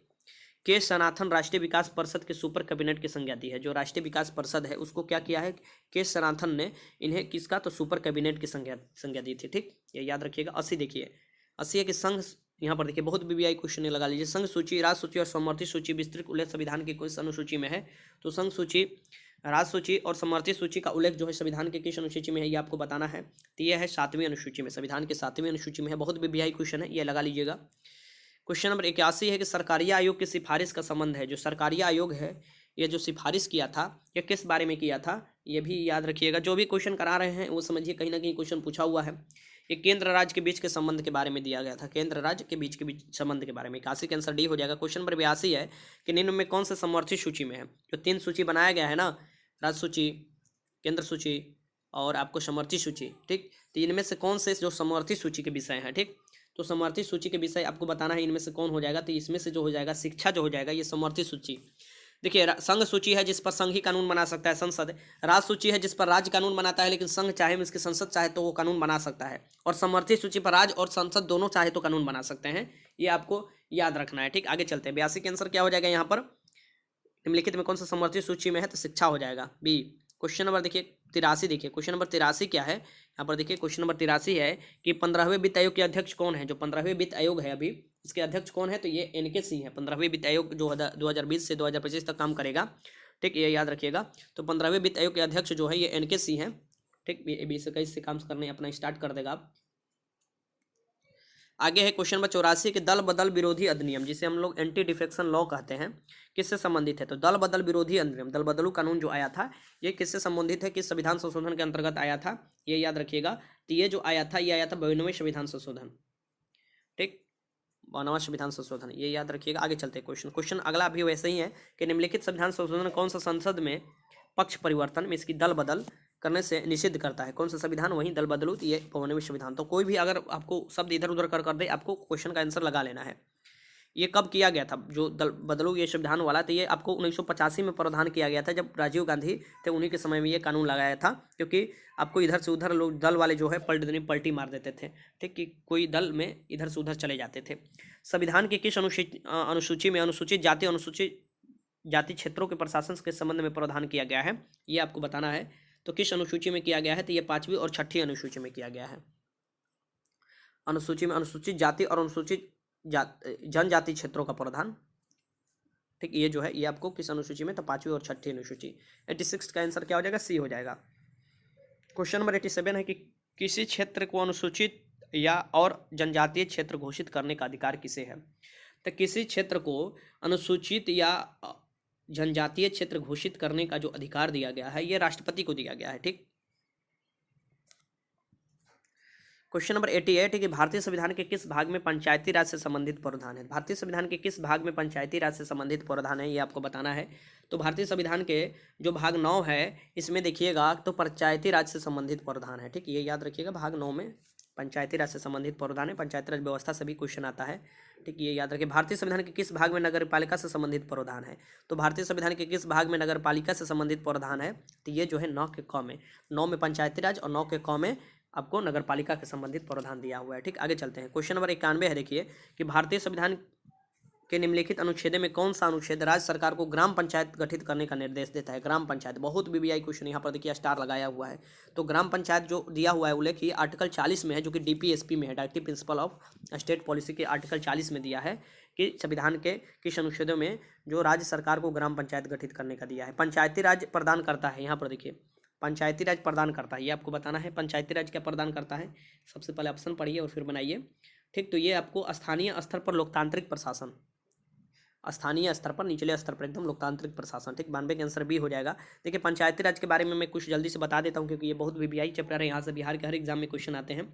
तो पंचायती राज के बारे में 2 मिनट का मैं नोट्स आपको बता देता हूँ कि क्या है और क्या क्या आपको पढ़कर जाना चाहिए। यहाँ पर देखिए, लॉर्ड रिपन जो है 1882 में स्थानीय स्वशासन के लिए मैग्ना कार्टा की हैसियत रखता है। जो लॉर्ड रिपन का संकल्प आया था उस वहीं आपको स्थानीय स्वशासन का मैग्ना कार्टा कहा गया था, जो 1882 में आया था, लॉर्ड रिपन लाया था, ठीक। तो ये याद रखिएगा, रिपन को ही स्थानीय स्वशासन के पिता भी कहा जाता है, ठीक। ये याद रखिए। यहाँ पर देखिए, पंचायती राज व्यवस्था का मूल उद्देश्य जो है ये विकास की प्रक्रिया में जन भागीदारी जो निचले स्तर पर है उसे सुनिश्चित करना और लोकतांत्रिक विकेंद्रीकरण करना। इसकी लोकतंत्र जो विकेंद्रीकरण का मतलब है कि निचले से निचले स्तर पर प्रशासन को फैला देना।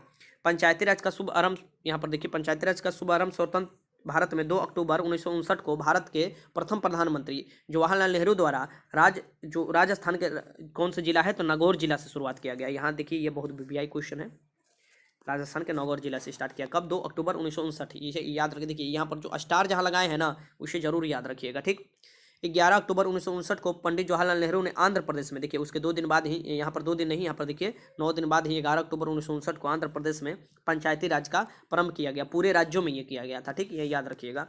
पंचायती राज को यदि किसी विधि के अधीन पहले ही विघटित नहीं कर दिया जाता है, पंचायत को, पंचायती राज नहीं, पंचायत को, तो उस अवधि के प्रथम अधिवेशन के लिए नियत तारीख के 5 वर्ष के लिए होनी चाहिए, ठीक। तो 5 वर्ष के लिए ये आपको चुनाव होता है पंचायत का, जो कि अगर विघटन नहीं किया जाता है तो। यदि किसी पंचायत को समय पूर्व ही, इसके 5 साल पूरा होने से पूर्व ही उसका विघटन किया जाता है, तो 6 महीने के भीतर शेष बचे हुए अवधि के लिए आपको चुनाव कराया जाएगा। किंतु अगर मान लीजिए कि 6 महीना के लिए कराया जाएगा, किंतु यदि पंचायत ऐसे समय विघटित किया जाता है जब उस अवधि 6 महीने से कम बचा हो, 6 महीने से कम ही बचा है, तो उसके लिए निर्वाचन नहीं कराया जाएगा, ठीक। तो मान लीजिए 5 साल का आपका होता है पंचायत का चुनाव। अगर मान लीजिए कि कोई व्यक्ति है, ए व्यक्ति है, और 1 साल बाद ही मर गया, 5 साल के लिए चुनाव होता है, तो उसका 4 साल जो बचा है, उस 4 साल के लिए कोई नया व्यक्ति आएगा जो कि आपको 6 महीने के अंदर चुनाव होगा, ठीक है। लेकिन यहाँ पर एक परंतु ये जुड़ा हुआ है कि मान लीजिए कि वो 4.5 साल पूरा कर लिया है और मात्र अब 6 महीना से कम बचा हुआ है, और उस बीच में वो आपको मर जाता है या कुछ हो जाता है उसे, तो वो आपको क्या करेगा, तो ये 6 महीने के लिए आपको चुनाव नहीं कराएगा। जो 6 महीने से कम समय बचता है तो इसके लिए नहीं होगा। जब नया चुनाव होगा 6 महीने बाद, तो और पूरा होगा ही सभी का, तो उस समय ये चुनाव कराया जाएगा, ठीक। अनुच्छेद 243 के अनुसार पंचायत का सदस्य बनने के लिए न्यूनतम आयु कितनी चाहिए, तो पंचायत के सदस्य बनने के लिए अनुच्छेद 300, पंचायत सदस्य बनने के लिए 21 वर्ष चाहिए, यहाँ पर आप देख सकते हैं। लेकिन वोट डालने के लिए 18 वर्ष चाहिए, और पंचायत में चुनाव लड़ने के लिए 21 वर्ष चाहिए, ये याद रखिएगा, बस वही बताया है। 73वां संविधान संशोधन, 73वां संविधान संशोधन देखिए यहाँ पर हुआ है, ठीक। अब इसमें क्या प्रावधान है? 73वां संविधान संशोधन पंचायती राज से संबंधित है, ये तो सभी लोग जानता है, ठीक। पंचायती राज से संबंधित है। इसके द्वारा संविधान के भाग 9 जो है अनुच्छेद 243 क से लेकर अड़ तक कुल 16 अनुच्छेद तथा अनुसूची 11 का प्रावधान किया गया। अनुसूची 11 में है पंचायती राज व्यवस्था, और आर्टिकल जो है ये आपको 243 से क से लेकर अड़ तक है, कुल 16 अनुच्छेद है, और भाग 9 में इसका प्रावधान है, ठीक। ये याद रखिएगा, तीनों के तीनों में आपको बता दिया। वर्ष 1986 में गठित LM सिंघवी समिति की सिफारिश के आधार पर 73वें संविधान संशोधन 1993 पंचायती राज को संवैधानिक दर्जा प्रदान किया है, ठीक। तो पंचायती राज को संवैधानिक दर्जा जो प्रदान किया, कौन सा समिति कहा था, तो LM जो सिंघवी समिति की सिफारिश के आधार पर यह किया गया, और 73वां संविधान संशोधन किया गया था, ठीक। वर्तमान में पंचायती राज व्यवस्था नागालैंड, मेघालय और मिजोरम राज्य को छोड़कर, देखिए कौन कौन, तो ये नागालैंड, मेघालय, मिजोरम राज्य को छोड़कर अन्य सभी राज्यों में, तथा दिल्ली को छोड़कर अन्य केंद्र शासित राज्यों में लागू है, दिल्ली को भी छोड़कर, ठीक। 73वें संविधान संशोधन की मुख्य बातें, जो 73वां संविधान संशोधन है इसका मुख्य बातें क्या है, इसके द्वारा पंचायती राज के त्रिस्तरीय ढांचों का प्रावधान किया गया है। त्रिस्तरीय में इसकी ग्राम स्तर पर ग्राम पंचायत, और आपको प्रखंड स्तर पर पंचायत समिति, और जिला स्तर पर जिला परिषद। देखिए यहाँ पर यह क्वेश्चन आया था, ESI में आप दिए होंगे, तो ये दिया था पंचायती राज की व्यवस्था में कौन सा कथन इसमें से सही है, तो उसमें यह दिया था ग्राम सभा दिया था, ग्राम पंचायत दिया था, और प्रखंड पर आपको ब्लॉक समिति दिया था, और जिला पर जिला परिषद दिया था। तो यहाँ पर लोग लगाए थे आंसर क्या, ग्राम आपको पंचायत, फिर आपको ब्लॉक समिति, और आपको जिला परिषद स्तरीय वाला लगा दिए थे, तो वो आंसर उनका सही हुआ था। तो ये याद रखिएगा, जो ग्राम स्तर पर होता है उसे ग्राम पंचायत कहा जाता है, ठीक, ये याद रखिएगा। और जो प्रखंड स्तर पर होता है उसे पंचायत समिति कहा जाता है, और जिला स्तर पर हो जाए उसे जिला परिषद कहा जाएगा। ये त्रिस्तरीय ढांचा का गठन करता है पंचायती राज व्यवस्था, ठीक। पंचायती राज संस्था के प्रत्येक स्तर में 1/3 स्थानों पर महिलाओं का आरक्षण है, महिलाओं का आरक्षित कर दिया गया है 1/3 सीट को। इसका कार्यकाल 5 वर्ष निर्धारित किया गया है। पंचायत भंग होने पर 6 माह के अंदर निर्वाचन होंगे। पंचायत अगर भंग हो जाते तो 6 माह के अंदर निर्वाचन होंगे। राज्य की संचित निधि से इन संस्थाओं को अनुदान देने की व्यवस्था है। राज्य की संचित निधि से 73वें संविधान संशोधन के बाद पंचायती राज अधिनियम का निर्माण करने वाला प्रथम राज्य कौन सा है? कर्नाटक। सबसे प्रथम जो 73वें संविधान के बाद यह बोल रहा है, ठीक। तो ये प्रथम जो राज्य था ये कर्नाटक था, जो कि पंचायती राज अधिनियम का निर्माण किया था। 74वां संविधान संशोधन देख लीजिए। 74वां संविधान संशोधन भी महत्वपूर्ण है। 74वां संविधान संशोधन नगर पालिका से संबंधित है। किससे है? तो 74वां संशोधन नगर पालिका से संबंधित है, ठीक। इसके द्वारा संविधान के भाग 9 क अनुच्छेद 243 त से लेकर 6 तक, यहाँ पर देखिए त य से लेकर 6 तक और 12वीं अनुसूची में प्रावधान है। तो भाग 9 के क में प्रावधान है नगर पालिका संबंधित, आर्टिकल 243 के त से लेकर य 6 तक है और 12वीं अनुसूची में इसका प्रावधान है, ठीक। ये याद रखिएगा, नगर पालिका को 12वीं अनुसूची में वर्णित कुल 18 विषय पर विधि बनाने की शक्ति है, कुल 18 विषय पर, और पंचायती राज व्यवस्था को कुल 29 विषय पर, ठीक। ये याद रखिएगा, जो आपको नगर पालिका है उसे 18 विषय पर। 74वें संविधान संशोधन के मुख्य बातें जो है ये आप देख लीजिए। नगर पालिका में महिलाओं के लिए एक भाग स्थानीय आरक्षित होंगे, ये याद रखिएगा। नगर पालिका में अनुसूचित जाति अनुसूचित जनजाति के लिए भी आरक्षण की व्यवस्था की गई है। नगरीय संस्थाओं का कार्यकाल 5 वर्ष का होगा। विघटन होने की स्थिति में 6 माह के अंदर चुनाव कराना होगा, ठीक। अब चलते हैं क्वेश्चन, इससे जो भी बनता है अब मैं आपको करा देता हूँ, ठीक। तो जो भी थ्योरी भी है, क्वेश्चन भी है, जो आता है सभी मैं आपको कराते चल रहा हूँ। तो सबसे पहला आ गया है 93 क्वेश्चन है कि भारत में पंचायती राज की त्रिस्तरीय व्यवस्था के अनुमोदन किस समिति द्वारा किया गया था? तो जो त्रिस्तरीय व्यवस्था का अनुमोदन किस समिति द्वारा किया गया था? ये बलवंत राय मेहता समिति द्वारा किया गया था। ये याद रखिएगा। 93 का आंसर क्या हो जाएगा यहाँ पर? ए। और जो अशोक मेहता समिति थी ये 2 स्तरीय व्यवस्था के लिए कहे थे, ठीक। ये भी याद रखिएगा। पंचायती राज संस्थाओं में संगठन में 2 स्तर होने का सुझाव किसने किया था? देखिए 2 स्तरीय, जो 2 स्तर होने का सुझाव किया गया था, ये किसके द्वारा किया गया था ये आपको बताना है। तो ये जो किया गया था अशोक मेहता समिति द्वारा किया गया था। और त्रिस्तरीय किसके द्वारा किया गया था? तो आपको बलवंत मेहता समिति द्वारा। आगे क्वेश्चन नंबर 73 है कि 73वें संविधान संशोधन द्वारा संविधान का कौन सा अनुसूची जोड़ी गई? तो कौन सी अनुसूची जोड़ी गई थी 73वें संविधान संशोधन द्वारा? ये आपको बताना है संविधान में। तो ये जो अनुसूची जोड़ी गई थी संविधान में, कौन सी अनुसूची जोड़ी गई? तो ये जो जोड़ी गई थी ये आपको जोड़ी गई थी सी। इसका आंसर हो जाएगा आपको 11वीं अनुसूची, जो कि आपको संविधान संशोधन द्वारा 73वां। 74वां में कौन जोड़ी गई थी? तो 12वीं अनुसूची जोड़ी गई थी, जो नगर पालिका से प्रावधान रखता है। तो 95 का आंसर सी हो जाएगा। निम्नलिखित कि सही वरीयता क्रम क्या है? सही वरीयता क्रम बताना है कि कौन है, ठीक। ये याद रखिएगा। सही वरीयता क्रम में क्या हो जाएगा? सबसे पहले आएगा आपको ग्राम सभा, फिर पंचायत समिति और फिर जिला परिषद आ जाएगा, ठीक। ये याद रखिएगा। तो इसका आंसर क्या हो जाएगा? डी हो जाएगा। क्वेश्चन नंबर 97 है कि पंचायती राज विषय है। पंचायती राज किस सब्जेक्ट है? पंचायती राज जो विषय है ये किसका विषय है? किस सूची का? तो ये है राज्य सूची का विषय। बहुत महत्वपूर्ण क्वेश्चन भी आई है। पुलिस भी जो है ना, पुलिस प्रशासन, ये भी आपको राज्य सूची का ही विषय है। 97 का सी हो जाएगा। क्वेश्चन नंबर 98 है कि भारत में पंचायती राज अधिनियम कब लागू हुआ? 98 है कि भारत में जो पंचायती राज अधिनियम है ये कब लागू हुआ था, ये आपको बताना है। तो ये जो लागू हुआ था ये 24 अप्रैल 1993 को लागू हुआ था। 24 अप्रैल 1993 को यहाँ पर देख सकते हैं, ठीक। इसलिए 24 अप्रैल को पंचायती राज दिवस के रूप में मनाया जाता है, 24 अप्रैल को हर साल, ये भी याद रखिएगा। क्वेश्चन नंबर 99 है कि संविधान के किस भाग एवं अनुच्छेद में संविधान संशोधन प्रक्रिया का उल्लेख है? तो संविधान के किस भाग और अनुच्छेद में संविधान संशोधन प्रक्रिया का उल्लेख है? तो ये भाग 20 है और अनुच्छेद जो है 368 है, ये आपको याद रखिए। इसका आंसर क्या हो जाएगा? ये हो जाएगा आपका डी। अनुच्छेद 20, अनुच्छेद जो है 368 है और डी है, ठीक। इसकी यहाँ पर आंसर इसका हो जाएगा डी। भाग जो हो जाएगा, भाग में आप लगा दीजिएगा 20 और अनुच्छेद जो हो जाएगा 368, जो कि आपके संविधान संशोधन प्रक्रिया को उल्लेख करता है। क्वेश्चन नंबर 100 है कि भारतीय संविधान की प्रस्तावना में समाजवादी तथा धर्मनिरपेक्ष शब्द जोड़े गए। तो भारतीय संविधान की प्रस्तावना में यहाँ पर देख सकते हैं समाजवादी तथा धर्मनिरपेक्ष शब्द जोड़े गए। कब जोड़े गए थे ये आपको बताना है। ये जो जोड़े गए थे प्रस्तावना में 3 शब्द जोड़े गए थे, समाजवादी, धर्मनिरपेक्ष और अखंडता जोड़ा गया था। यह 42वें संविधान संशोधन द्वारा जोड़ा गया था 1976 में। एक ही बार प्रस्तावना में संशोधन हुआ है, ये याद रखिएगा। 100 का आंसर क्या हो जाएगा? सी हो जाएगा, ठीक है। अब मैं यहाँ पर आपको बताता हूँ कि काफ़ी टोटल 100 क्वेश्चन मैंने कराया आपको। 100 क्वेश्चन में कितने क्वेश्चन सही किए हैं कमेंट बॉक्स में जरूर बताना है। ये सभी वीडियो मैं इसलिए ला रहा हूँ कि आप जल्दी से जल्दी रिवीजन कर लें, क्योंकि लास्ट समय में रिवीजन ही काम आता है और एग्जाम हॉल में कोई भी क्वेश्चन पर आपका डाउट नहीं रहने वाला है। आपको पता है कि यहाँ से 8 से 10 क्वेश्चन आपके संविधान और शासन से आते हैं, तो ये बहुत महत्वपूर्ण भाग हो जाता है। मैं इससे रिलेटेड सेकेंड पार्ट भी लाने वाला हूँ, तो आपको कमेंट बॉक्स में अपना स्कोर लिखना है और साथ में यस लिखना है। जैसे ही 100 यस आ जाएगा मैं इसका सेकेंड पार्ट भी आपको ला दूंगा, ठीक। तो वीडियो अच्छा लगा तो लाइक कीजिएगा। वीडियो देखने का आपका बहुत बहुत धन्यवाद।